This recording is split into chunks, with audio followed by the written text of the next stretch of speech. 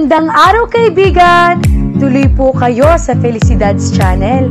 Sa mga kwento ng buhay at pag-ibig na hinalukay sa natatagong baul ni Felicidad.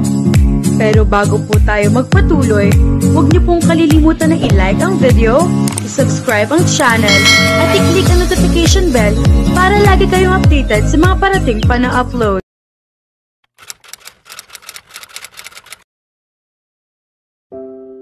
Loreen? Ikaw ba yan, Loreen? Ako nga, pamaktol na sagot niya kay Bernard. Siya ang tumawag dito. Ito nga lang ang una nagsalita. Sandaling katahimikan ang namagitan sa kanila. Hay, bumuntong hininga ito.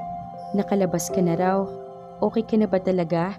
Wala na bang masakit sa'yo? Nagpapahinga ka na ba? Talagang ako pang tumawag para kausapin ka, ha? Hindi ka talaga nagparamdam. Sita niya rito. Baka kasi hindi mo ko kausapin. Galit na galit ka sa akin noong huli tayo magkita. Kulang na lang, batuhin mo ko ng IV. Hello, mukha ba akong ganoon ka-bayolente? Hindi naman. Kaya lang, noon ka lang nagalit sa akin ng ganoon. Kasi naman nakakainis ka. Masyado kang pakialamero. Kahit yung hindi mo na dapat pinakikialaman mo pa rin. Hindi na ako makahinga sa'yo. Para akong walang isip at walang mga mata. Bakit kasi hindi mo ko hayaang matuto na mag-isa ko? Hindi ito nagsalita. Matagal na katahimikan ang namayanay sa pagitan nila. Nandyan ka pa ba? Maya-maya ay tanong niya. Oo. Huminga siya ng malalim. Thank you sa teddy bear. Yakap ko siya ngayon. Napakunot noo siya nang marinig na tila umungol ito. Mukhang inilayo ang telepono sa bibig nito dahil mahina ang dating niyon sa kanya. Ano yun? Wala. Mabuti naman hindi nadama yung teddy bear sa galit mo sa akin. Hindi ko kaya eh. Sobrang cute niya.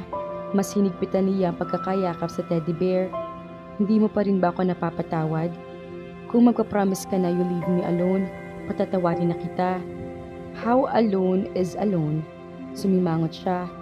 Kailangan ko pa bang i-explain? Leave my suitors alone? Lalo na si Marvin. Gusto ko, kung babastidin ko siya, sarili kong desisyon iyon. Kasi ako ang may ayaw sa kanya at hindi ikaw. Kailangan ko pa bang ipaliwanag yun? Okay. Anito, kapag daka sa malamig na boses, halatang napilitan lang ito. Okay, hindi na ako makikialam. Pagdating sa suitors mo, sealed ang lips ko. Oh, promise? Promise, napangiti na siya. Relieved.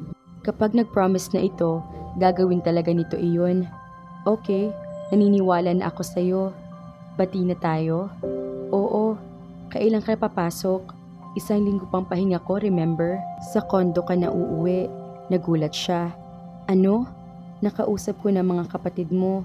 Yung huling victim ng serial killer, 3 blocks lang ang layo mula sa apartment mo. Nasa spare room na ang mga damit mo at balikan na lang natin ang iba pang mga gusto mong dalhin. Hindi na ako makikialam sa mga suitors mo, promise. Pero pagdating sa kaligtasan mo, ibang usapan yun. Kung hindi nga lang ako kinalabutan ng husto dahil sa sobrang lapit sa'yo ng huling biktima, ako ang lilipat sa apartment mo eh. Teka, bakit hindi mo muna ako kinausap? Hindi nga tayo nag-uusap, diba? Pero ano tong kidnapping? Matitiis mo ba talaga sa sofa mo ako matutulog gabi-gabi? Ang liit nun na. Hindi. Non-negotiable ito. Hanggat hindi nahuhuli ang killer na iyon, hindi ka uuwi at papasok sa office na mag-isa. Hindi ka mag-iisa sa bahay mo at hindi ka magko-commute. O gusto mo ng consensus? Pagbotohan natin ng mga kapatid mo at ni mommy. Simangot siya. Hindi na. Alam ko namang hindi ako mananalo. Galit ka? Hindi. Pinagbabaan niya ito ng telepono. Hindi natapos ang buwan at bumalik na si Loreen sa Maynila. By that time, balik na sila ni Bernard sa dati. Kaya sinundo siya nito sa Baguio. Kasama nilang lumuwas sina Tita Maribel at Angelo na nag-leave ng 2 araw sa trabaho. Linggo na babalik ang mga ito sa Baguio. Hindi na siya nakabalik sa apartment niya dahil walang pumayag sa mga kapatid niya at maging si Tita Maribel na magtungo pa siya roon. Kaya sumama sina Tita Maribel at Angelo ay para mailipat ang lahat ng mga gamit niya sa condo unit ni Bernard. Ang hindi magkakasya ay dadalhin ng mga ito babalik sa Baguio. It was sort of forcing her to resign to the idea. na hindi matatahimik ang mga ito kung mag-isa lamang siya sa isang apartment habang may serial killer na gumagala sa kamay nilaan. Anak ng rabbit, kung pakasal na lang kaya tayo para matapos na ito, biro niya kay Bernard. Walang umimik sa mga ito, but Tita Maribel looked at her and Bernard. Pinamulahan ng mukha si Bernard at ngisi-ngisi naman ang kapatid niya. Nablangko na rin ang isip niya. Ano ba nangyayari sa mundo? Kumain sila sa labas ng gabing iyon. Kinabukasan, sinamahan niya sa pagsha-shopping sina Tita Maribel at Angelo, pero hindi rin siya nagtagal at inihatid siya ng kapatid sa bahay. Kumirot ang nagka-fracture niyang buto dahil sa lamig ng aircon. Pagdating ng Sabado, dinalaw siya na mag-asawang Jojo at Richie kasama nina Corina, Trisha at Ken. Isang beses lamang nakadalaw sa kanya mga ito sa Baguio. Medyo groggy pa siya noon ng mga gamot, kaya hindi niya masyadong nakakwentuhan ng mga ito. Unfortunately, hindi na nakabalik ang mga ito dahil hindi magkatugma ang free weekends ng mga ito. Hindi maiwas sa magkayayaang mag-inuman. Pati si Angelo ay nadamay. Wiling-wili ang kapatid niya sa pakikipag-flirt kay Trisha. Minsan, nakakalimutan niyang binata na ito. Kahit kasi professional na ito, may mga pagkakataong parang bata pa rin itong kumilos. 2 beses na ito nagka-girlfriend, pero parehong hindi nagtagal at hindi rin siya nagkaroon ng pagkakataong makilala mga iyon dahil nasa Maynila siya. Gumawa sila ni Tita Maribel ng sisig at sarap na sarap ang mga kaibigan nila ni Bernard. Nagsalang ng dance music si Corina sa player at maya-maya lang ay nagsasayawan na ang lahat. Pati si Tita Maribel ay napabugi. Lumapit si Bernard sa kanya at hinilang kamay niya. Halika, sayaw tayo, sabi nito. Ayoko, baka sumakit ang katawan ko. Hindi mo kailangan masyadong yumugyog, kahit sway lang tayo. Dahil relax na rin naman siya sa kaunting wine na nainom niya, pinagbigyan na niya ito. Nag-aalalang inutusan ni Tita Maribel si Kent na palitan ng slow music ang tugtog. Baka mabinat si Lorene, sabi nito. Yung mabagal lang, agad namang tumalima si Kent. Sa kanilapitan si Tita Maribel na nahihiyang inalok nitong sumayaw na matandang babae na tuwang-tuwa namang nagpaunlak. Pumasok din sina Trish at Angelo mula sa terrace para sumayaw rin. Lalo siya na-relax habang nakangiting pinakikinggan ang music. Lady in Red, She's Dancing With Me. Inihilig niya ang kanyang ulo sa dibdib ni Bernard. Hinigpitan nito ang pagkakahapit sa kanya at ipinikit niya ang kanyang mga mata. Nakainom na siya at medyo may tama na, kaya na maisip niya na madaling ma-imagine na hindi niya best friend ang nagsasayaw sa kanya. Kung hindi isang lalaking in love sa kanya, ay mahina pa siyang natawa. Bakit? Halos pabulong na tanong nito. Naramdaman niya ang init na hininga nito sa kanyang tainga at lalo siya napapikit sa naramdamang kiliti. Lorene, pukaw nito sa kanya. Wala, naisip ko lang na ang sarap ng ganito. Masaya, relax tayo, parang walang problema sa mundo. Sana lagi na lang ganito. Pwede naman eh, napabuntong hininga siya. Ano pa bang pwede mong problemahin? Katulong mo na mga kapatid mo sa pagpapaaral kay Angela. 1 semester na lang, tapos na siya. Pare-pareho tayo may stable job. May komportable tayong tirahan. Nagkaibigan tayo. Ano pa bang gusto mo? Ngumiti siya. Sa bagay, kumpara nga noong sabay pa kami nasa college ni Venice, we could barely make both ends meet. Ang hirap nga nun. Naaalala mo ba noong nagkasakit si Angelo at wala kaming maideposit agad sa ospital? Bahagla siyang kinalabutan sa naalala. Takot na takot sila noon para kay Angelo. Tapos na yun, ano ka ba? Bakit inaalala mo pa? Sita nito. Naramdaman niya nag-init ang kanyang mga mata. Naisip ko lang, kung wala kayo ni Tita Maribel, paano kaya kami nakasurvive, Bernard? Sambit niya.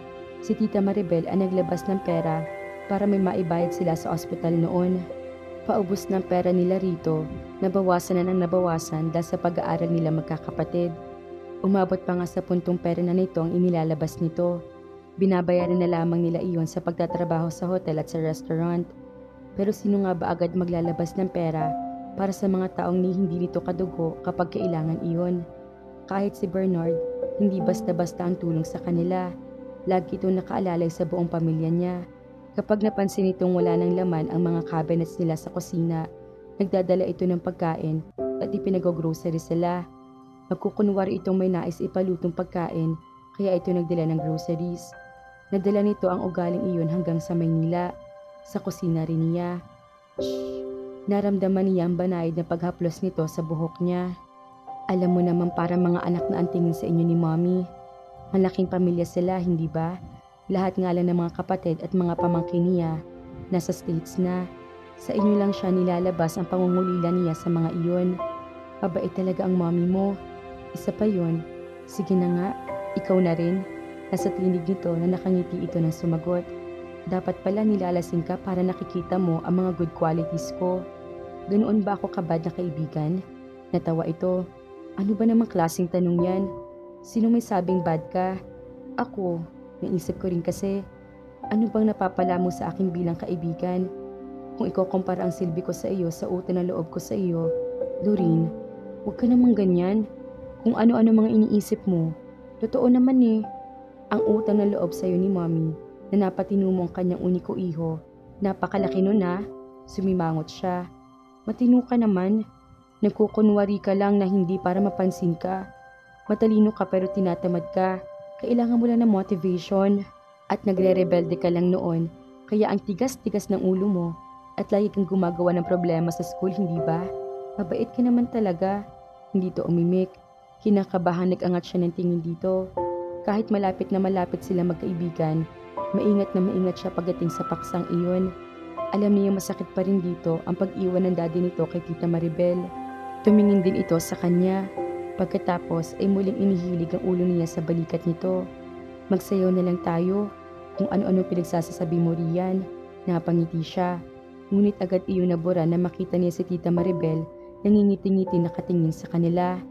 Alam niya may narinig ito sa usapan nila dahil namamasa ang mga mata nito.